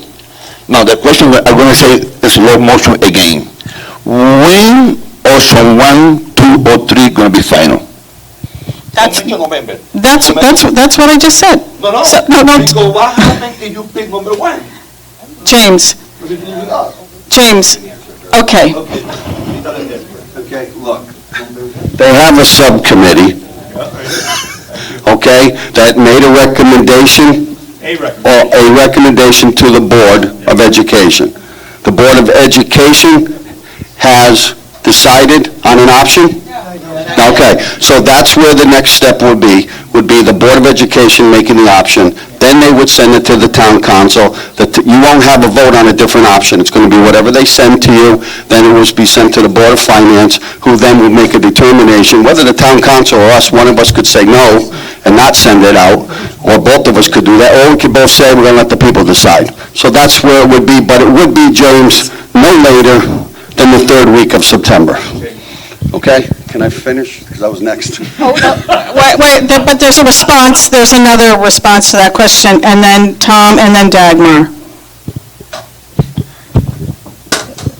Now that I'm painfully clear on what Mr. White's request is, the School Planning and Design Committee will certainly take that into consideration as an option we hadn't looked at. But, having said that, to respond to Charlie, who has since left, apparently, his concern about the flexibility, the cultural options, the value, the intrinsic value of our high school to our community, as Tracy was discussing. The School Planning and Design Committee, while over the past 4 or 5 or 6 years, looking at the disposition of this building and what to do because of the declining population, half the number of students in the building that it's designed for originally, was that space has always appeared to us to be an opportunity for us to do the things as an educational center for the community, a cultural center for education in this town. Now, placing board offices, they're just offices, and early childhood in this building were Hobson's choices. They were because Kramer was crumbling, decaying, and we needed to get him out of that nasty old building, one way or the other. The space is still available. We have a master plan going out into the future in which our design philosophy for the whole footprint, all of our buildings, all of our programming, is the most relevant, cost-effective, powerful educational outcome for our children, using the buildings and the facilities that we can utilize, that we have, without adding space, because we already have space in the middle school and the high school, as an example,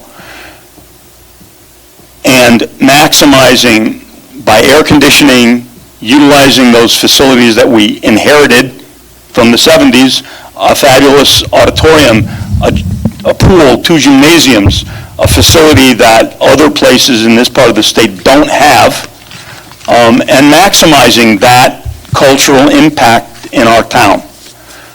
That was kind of the broad philosophy that the committee has been working on. And then when you crunch the numbers and you start looking at transportation, outsourcing, and all those things that you've heard tonight, renovate as new, maintaining the structure seemed to be the best value to the community. And that's why the recommendation made originally to the whole Board of Education by the subcommittee to renovate as new was put forward that way with early childhood and town and board offices in the building when we do that. Those things change. There's fluidity in space allocation. But that has been our philosophy going forward, because we had this fabulous space, was to do the best we could with it for the whole community. There's a lot of work that needs to be done. Tom, and then Dagmar and Dennis. This last time I take the mic too. I have a question for Tracy, going back to what you had stated. But first of all, I think the answer that Bill's question that he had asked, which is a good question, and Paul just brought it up again. If you go back to July of 2016. If you guys remember, that was our second or third time that our budgets were voted down. We had a meeting, and if you remembered, I had talked to, like I said, to taxpayers that were out there, and the frustration of, I believe at that time, we were looking at the school in Chaplin, talking about closing, going somewhere else, and the people were asking me, why aren't we looking at that? If you remembered, I brought that back to the meeting. I think, Bill, you were there. Okay, no, it wasn't Columbia, it was Parish Hill that I was talking about. Okay, so I came back to my board, superintendent was there, we're now in August meeting. This is where I said that I would like to have a committee put forward. I suggested somebody from the Board of Ed, Board of Finance, Town Council. But that would be the Town Council's pick as far as I was concerned. That they would set up and do an RFQ, superintendent volunteered to write that.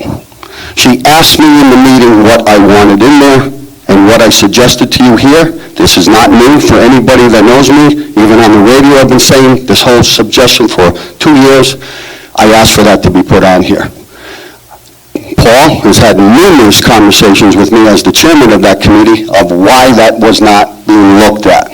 And all he kept saying to me was, it wasn't in the RFQ. I said, why didn't your committee look at it? Well, they only had the RFQ, we met twice. So there was no other meetings for anybody to go to because they didn't call any other meetings. So I want to make it very clear, because my board's here, they've heard me 10,000 times about this issue. I've been very clear that this is where I want it looked at. But going back to you, if we do what you said, keep the school, I just want to make sure that I have it right, because you're telling me that if we move out of here, we're going to have to pay the grant we're paying for the roof. If we get some money for the early child care coming in, a reimbursement, and a reimbursement for the Board of Ed, if we move them out in 5 years or 10 years, do we have to pay back that amount? Okay? That's what I want to make sure that, so if you understand, we're locked in. Wait, let's... Yes. If the grant was allocated for a specific purpose, that purpose needs to be maintained for about 20 years. Thank you. 20 years. Okay, the next person is Dagmar and then Dennis. 20 years. Each year, though, gets reduced. Folks have spoken about the possibility of Windham drawing students from outside towns. I'm wondering, is there a significant number of high school age students here in town whose parents aren't currently picking the Windham Public Schools? How many of those students, I know we have the tech school and the magnet school, how many of people are they, and why are they choosing other schools? And might any of these options address bringing them back in? I'm looking for specific numbers, demographics, and reasons if we know them. Thank you, Dagmar. Does anybody know the answer to that? Yes, Dr. Garcia, or at least some of the answers. I can answer part of your question. I do want to point out that 3 years ago, the enrollment of the high school was 523 students, 3 years ago. 3 years ago, the enrollment of the high school was 523 students. Currently, the high school have over 560 students. So we have increased enrollment at the high school level. Actually, we are seeing a higher increase at the high school level than at the elementary school. We are seeing when students are coming to us, they're coming at the middle school and high school level. Currently, we have 75 students at E.O. Smith. We have about 70 students at Tech, Windham Tech. We have about 8 at Parish Hill. We have 3 at Norwich Academy that will be graduating, so we don't have any more going there. And I don't have the exact numbers of how many we have that go to charter school outside of the district. I can get to that number, but we have numbers that go to charter school outside. No, not hundreds that go to charter school. But we have about 400 students total that go to the school, including middle school and high school. And Dagmar had a question about, do we know any of the reasons behind why some of the parents have chosen these other options? Oh, well, for example, Tech offer what we don't offer is a technical school, so the majority of the kids that go there want to go to a technical school. I don't know the choice exactly for E.O. Smith. I have spoken to some parents. It's some parents' choice, so different programs that they have. Parish Hill, parents said they like smaller classes, a very, very, very, very small schools. Yeah. Dennis, and then I think we had Susan. Thank you, Lynn. I'm sorry I missed the earlier part of the meeting, but I did catch some of it on television. I did catch the statements made by my colleague on the town council, Charlie Critch, and then the follow-up from Tracy Lambert. And I have to say, in general, I agree with their sentiments. I am a member of the steering committee of the CJF litigation. And the CJF litigation isn't about integration. I think it should be, but it's not. It's about funding. It's about school funding. And I think the decision Judge Mukasher made that is now on appeal to the Supreme Court was, by and large, all things considered, on balance, an excellent decision. It certainly was very supportive of school districts like Windham, and I'm hoping that it's upheld on appeal. Integration is a different topic, but I think it's definitely related. And I, too, feel, along with Charlie and with Tracy and others here, that we need to keep the facility large, and we need to keep open the opportunity that because of improvements being made in Windham Public Schools now by the Board of Education, Dr. Garcia, the teachers, administrators, everybody, the students and parents, that we are going to be able to attract more kids from outside and more kids that live here that are going to school somewhere else are going to want to come here. Having a brand new state-of-the-art facility has got to help a little bit in that regard. I think years ago I met somebody who was a witness for the plaintiffs in Brown versus Board of Education in litigation that I did back in the 80s in federal court. And he told us that a town's reputation, a school system's reputation is vitally important. And if we send up a white flag and say, we want to send our kids to other towns, that's not good. That's not good to have a reputation for an urban center in the state of Connecticut. And I've lived in urban centers all my life, in New Britain and here in Windham, to say, oh, we're going to send our kids to Chaplin and Mansfield and whatnot. We already have an example right here in the town of Windham that kids from the surrounding towns, that parents wanted to send their kids to our magnet school on Tucky Road because it's a great place to go to school. And there are kids there, and it's helping to integrate our public schools, and we need to do that. Okay, so I'm all in favor at this point, and I worked very hard along with other members of the town council to get this matter. In fact, I talked to the attorneys for the Matt Ritter. I talked to Matt Ritter, who works for the attorneys who represent the school board, about this, and we made sure that we got this done in time to get the application in. And I think that I want to commend everybody here today. This has been a great presentation. Leonard, you've done a wonderful job of chairing, as you always do. And the people from CREC have done a wonderful job of making the presentation. This has been a fantastic night for the town of Windham. And I couldn't stay home and not be a part of it. I had to come here, especially after I heard Charlie and Tracy. And I think, I'm all in favor of option number one at this point. And I think that is the option that's presently in the application. So I think it has an edge so far. I'm not sure about the legalities of that, because this is new ground for me. I'm town attorney several times, but I've never been an attorney for a Board of Education. I think this is a great night, and I want to say things are looking up, and we are moving forward, and we should feel positive about this. And I just am happy. I know things are going to get better. The question is how much better. But we need to work together. This town needs to come together behind Windham Public Schools and make our town and our school system all that it can be. And this is a great jumping off point. Thank you very much, everybody, for your participation in this proceeding. Thank you, Dennis. We have our state representative, Susan Johnson, here. Thank you so much, and I have to also echo Dennis's thank you for all the good work that everybody's been doing. And, some of the best things that we've been able to do in this community have come out of these community conversations and getting people together. The Barrows Academy is one of them. Our liaisons came out of a community conversation. One of the things that I was proud of sitting in the committee, in the education committee at the Capitol, is the fact that we had liaisons before we even discovered them at the Capitol. So So we've done a lot of great innovative things here. We should be really proud of all the work that we've done, given the resources that we have. And we need to continue to try and make sure that we get more resources, and I've been working on that at the Capitol. The governor is supportive of that as well, but we have a lot of communities that feel that they're somehow entitled to more than we are.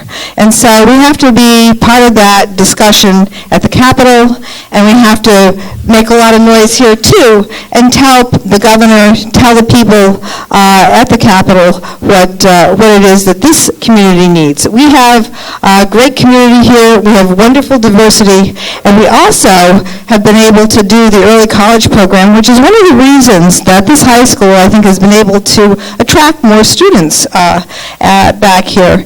And it's about the programming, as the people from Craig said. Programming is what will attract the students.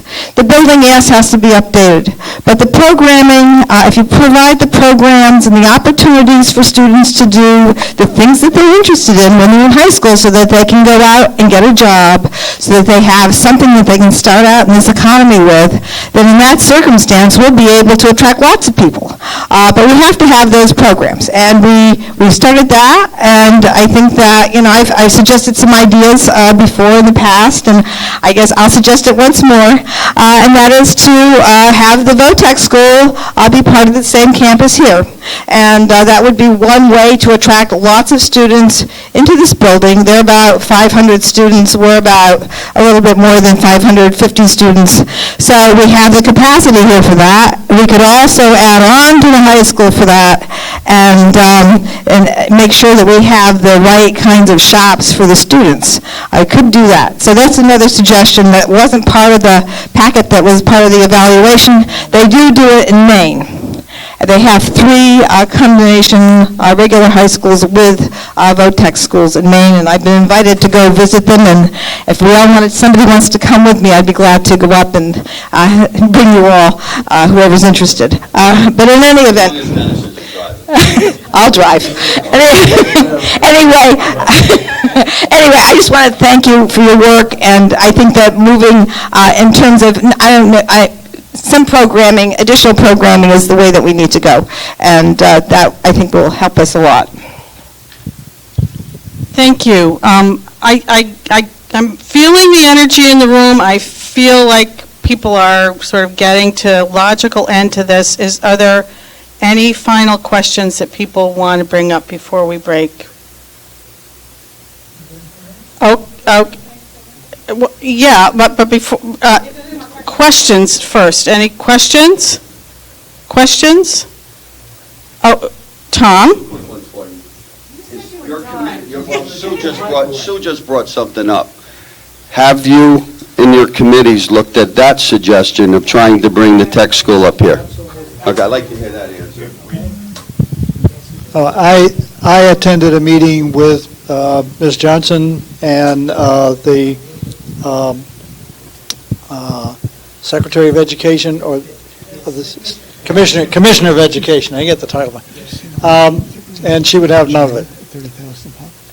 I sat down and said, it's going to cost the state over $100 million to build a new building for Windham Tech. It'll cost them, what does it say there, $70 or $80 million to renovate Windham High School. Okay? You put those two things together, $180, $200 million. We could put those two programs into this facility for less than that, have the state pay for it all. If the Windham taxpayers pay for nothing, the state would still save $20 to $40 million. Not interested. Well, but the point is that this building is 47 years old as we stand here. This project, when we started looking at it about 4 years ago, is in the 90s of millions of dollars. Now it's over $110 million. If we keep waiting, it'll be $120 million. We're going to have to do something about this building soon. Okay? The building, as Mrs. Lambert pointed out, if a student graduates from the STEM Academy in town and comes to Windham High School, they have a science lab that's not as good as the one that they had in the 8th grade. It was also mentioned by Mr. Roach earlier that this building has a lot of difficulties in meeting the state's current security standards. In fact, I don't think it's possible for this building to meet the state security standards, really. There are a number of places where the building needs to be brought up to code. I mean, it's 47 years old. We're going to have to do something.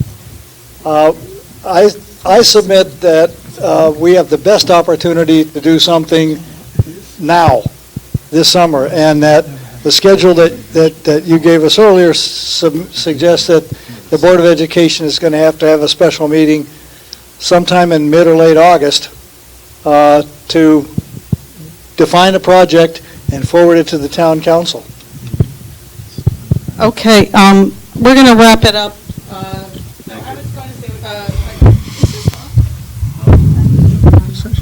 Okay, it's on. Oh, you are, okay. So Susan, one more thing. About the VOTEC idea, and that is, somebody just mentioned that the superintendent who was really against the VOTEC, the superintendent of the VOTEC schools was against this. But the commissioner was, so-so, but I think it had to do more with the superintendent of the VOTEC schools than perhaps the commissioner. And the other thing is just this last session, we passed legislation to separate the VOTEC school from the State Board of Education. So there will be a separate entity, and it will be new ground that we'll be making in that particular area. So it might be a chance to get in on the ground floor, make the suggestion, meet with the governor, and do that sort of thing to see whether or not this has any legs at all. Thank you for that clarification. I'm going to hand it, who from the Board of Ed is going to close this forum? Yeah. I just want to say, I want to thank everybody. I think that this was a very civil conversation, and I just want to say that as the mother of 3 children who went all the way through the Windham Public School System, who are all now in their 20s, and I loved their experience, they loved their experience, and my middle one is a teacher in the school system. She wanted to be one since she was in 1st grade, and she is living out that dream now. Again, thank you all. This is a little divergence from the way we usually run meetings, and hopefully we will continue this. The school planning and design subcommittee of the Board of Education, you've heard referred to a number of times tonight, is meeting tomorrow night at Kramer at 5:30. Please come. The agenda, it's a working committee meeting, so the agenda can be a little bit fluid. Our agenda tomorrow night is discussion of relocation of pre-K program, and feedback from tonight. So doesn't mean we won't talk about the high school, but you're welcome. Susan, do you have a moment?